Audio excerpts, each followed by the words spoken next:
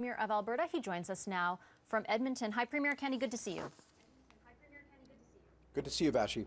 I'm going to, of course, get to the state of the spread of COVID-19 in your province, but I do want to start off getting your reaction to this deal, the deal to cut production. Are you confident that it's going to help the overall situation where the market is concerned? So far, on news of the deal, prices barely moved.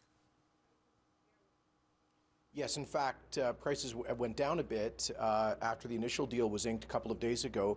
First of all, let me tell you that our government has participated in these discussions with OPEC+. Our Minister of Energy, Sonia Savage, has been in discussions directly with the Secretary General of OPEC and participated as an observer. I think for the first time in Canadian history that we had a minister at the table, although telephonically. And we registered our point, which is that the Saudis and Russians started the disastrous price war, and it was their responsibility to put out the fire that they started. Alberta has already been under curtailment of production for 15 months, and even if we wanted to, we couldn't affect global prices because of the lack of pipelines to the coasts.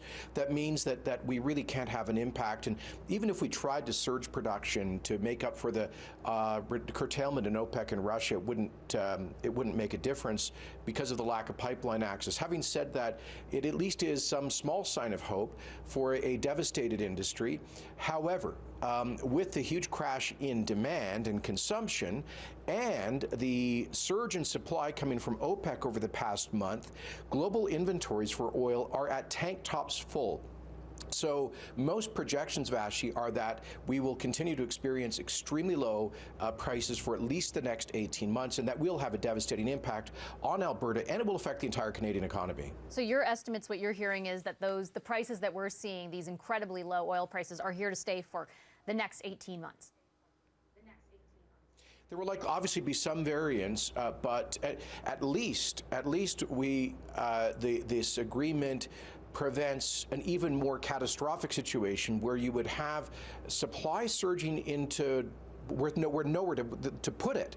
That would have required even greater shut-ins of production here in Alberta and elsewhere, which could potentially have had a really damaging permanent effect on some of our reservoirs. So I don't want to be completely pessimistic about this. It is at least sanity has returned to global oil markets, but a lot of damage has been done, and we'll be experiencing that damage probably with extremely depressed prices for the next 18 months. Let me ask you what this does to the ask from the federal government, because we've been following the ask and the reply from the Fed so far. They have promised some sort of help for the oil sector. My understanding is that there is going to be some kind of announcement this week. I also understand that it will mostly be targeted at cleanup for orphan wells as well as helping with liquidity. I know the latter you've asked specifically about.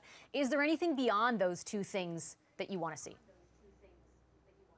Well, those have been our main points with Ottawa quite frankly, we've been proposing now for the better part of 9 or 10 months a partnership with Ottawa to get good blue-collar folks back to work, remediating and completing wells, and that also helps to address an environmental liability. And it sounds we are hopeful that there will be an announcement from Ottawa on that in the days to come. We've already put hundreds of millions of dollars from our government into accelerated well reclamation.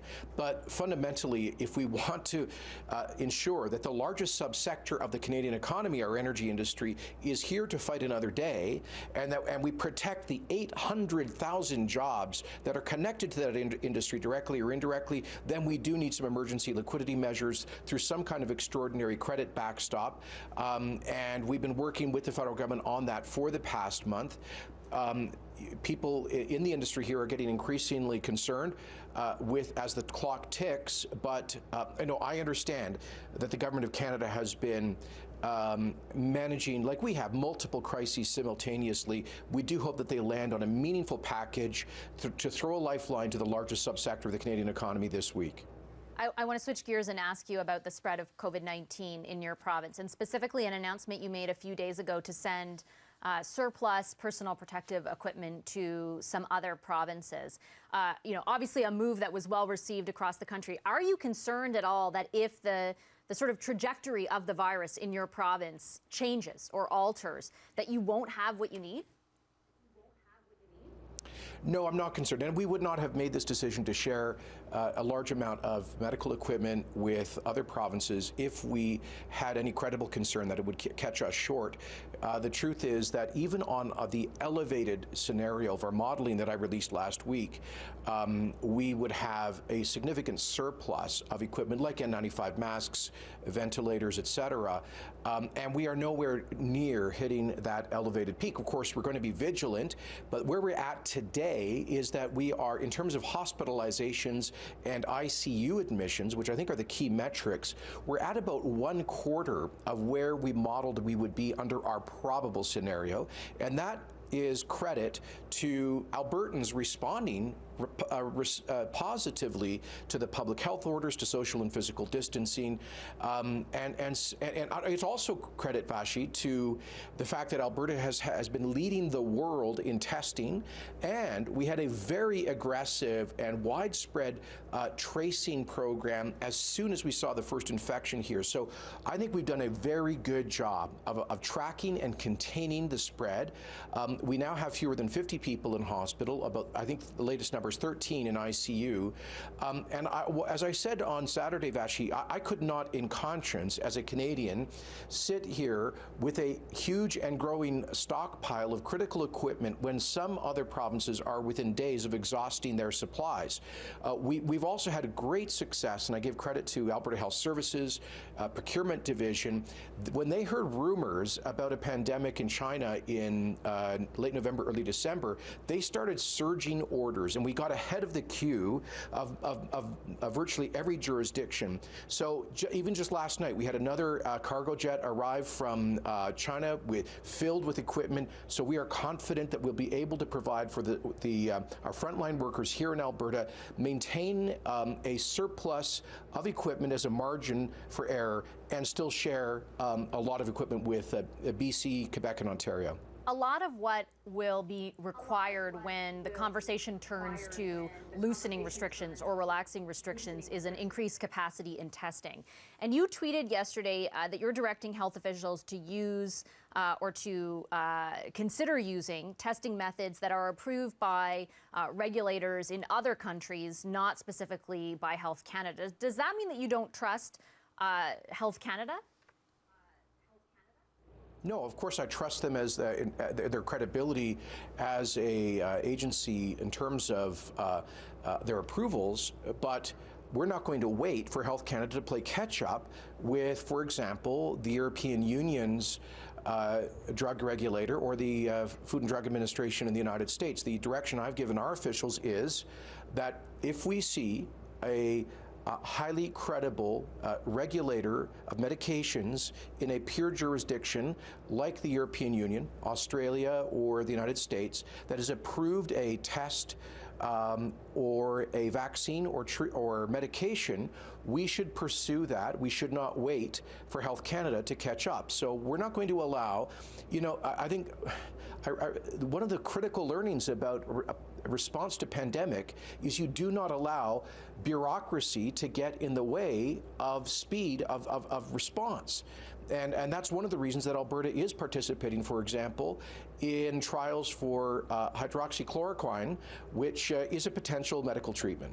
But with respect, Premier, it's not exactly just about bureaucracy, right? Health Canada performs a function in which they vet these tests. And Dr. Tam today, in response to your tweet, said that they do have significant concerns about the quality of some of those tests. So if you instead defer to speed and you end up with tests that aren't accurate, that becomes a health risk in and of itself, does it not?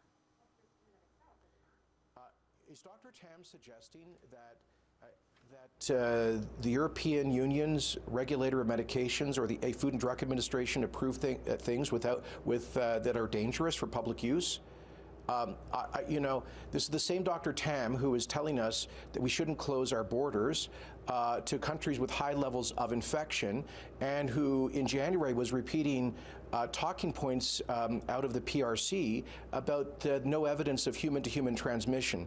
So we'll look at all of the body of evidence that's out there when it comes to these things, and if we see a credible regulator of a pure jurisdiction, like, for example, the European Union, that has approved a test vaccine or medication for use, then I think we should be prepared to consider that for use here in Canada. We're not going to be feel constrained under our Public Health Act, waiting for Ottawa to do what other highly sophisticated jurisdictions. I just want to be clear, though, Premier, because those are pretty specific comments that you've made about Dr. Tam.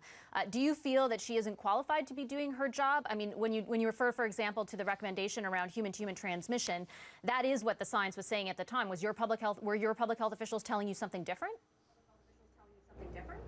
Of course, she's qualified. But I also think it's, of course, absolutely evident that we were wrong not to follow the lead of jurisdictions like South Korea, Taiwan, Singapore, and others who closed their borders from countries with a high rate of infection months earlier than Canada did. Okay, I'll leave it there. Thank you very much, Premier. Appreciate your time this evening. I'm out of time. My pleasure. Out of time. Alberta Premier Jason Kenney.